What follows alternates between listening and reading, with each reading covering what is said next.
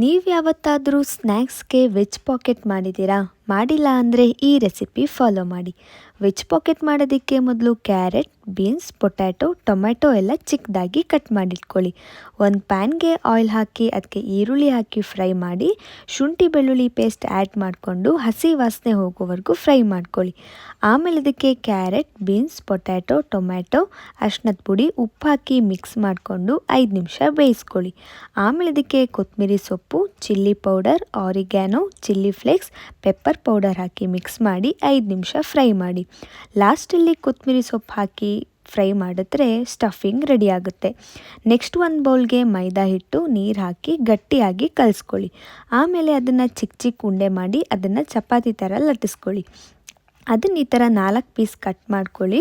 ಒಂದು ಪೀಸ್ನ ಈ ಥರ ಫೋಲ್ಡ್ ಮಾಡಿ ಅದರೊಳಗೆ ಸ್ಟಫಿಂಗ್ ಫಿಲ್ ಮಾಡಿ ಇಟ್ಕೊಳ್ಳಿ.